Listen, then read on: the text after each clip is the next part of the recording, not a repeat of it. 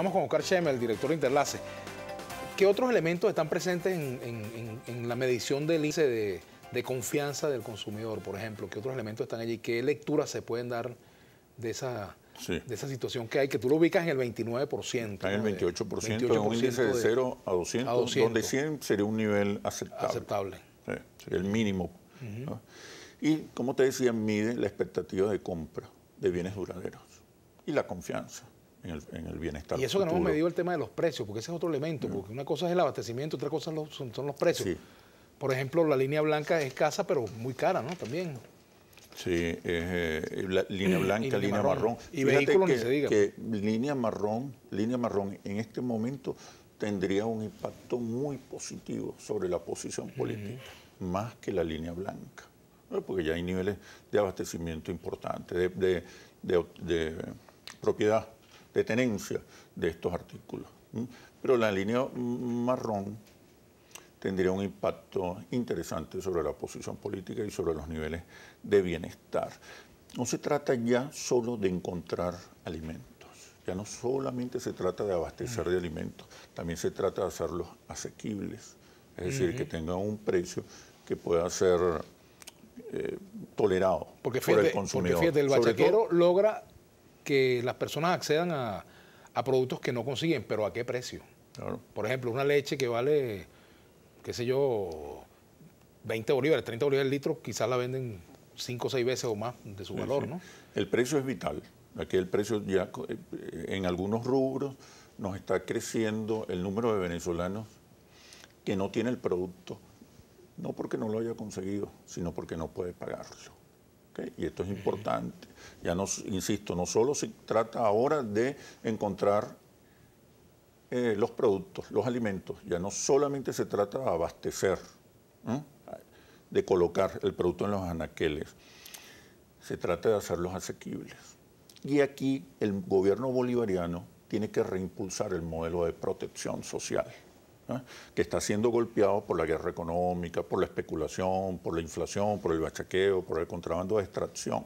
¿Los venezolanos creen que hay guerra económica? Un 37% de los venezolanos asume esa interpretación. Versus un 63% que no. Versus menos del 60%. Que dice que no. Y un porcentaje importante que no tiene opinión. ¿Y tú, opinión. en tu opinión personal, de acuerdo a lo que...? Hay una mezcla de variables, de factores. Es evidente que hay una guerra económica y una guerra, sobre todo una guerra psicosocial que busca neurotizar a la sociedad venezolana y tiene que ver con exacerbar los productos, propagar rumores que alarman, angustian a la población. Por ejemplo, lo que pasó el viernes pasado en el estado Bolívar, en San Félix, por ejemplo. Guayana es es la región con peores índices de abastecimiento.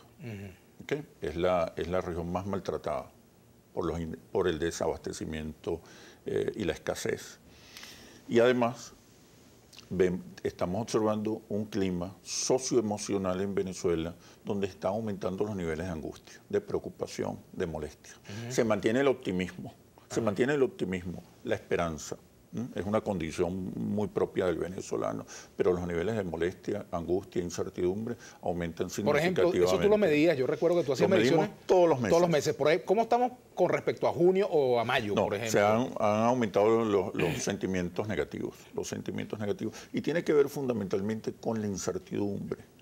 El gobierno bolivariano debe de alguna manera mejorar la comunicación, reimpulsar la comunicación para restablecer los niveles de esperanza, para restablecer la esperanza, la confianza en un futuro mejor, en un porvenir mejor.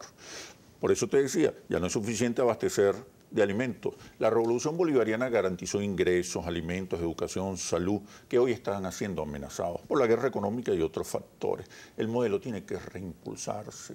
Y además de la redistribución justa del ingreso, de la redistribución justa de la renta petrolera, también hay que colocar el foco en la producción de alimentos a buen precio, fundamentalmente en la producción de alimentos que, como vimos, tiene un impacto determinante en la posición política de los sectores más pobres de la población. Oscar, que tiene que ver con esto de los alimentos que estás comentando en este momento.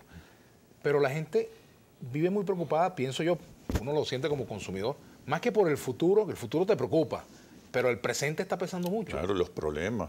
Pero lo que el presente me refiero a cómo resolver esta situación. Claro, me claro. falta un producto, y hay que me falta tomar, una medicina, y hay que tomar falta... medidas, hay que tomar medidas. Pero también hay que reducir los niveles de incertidumbre y la angustia, que es en esos sentimientos donde opera la guerra psicológica, cuyo objetivo es caotizar al país.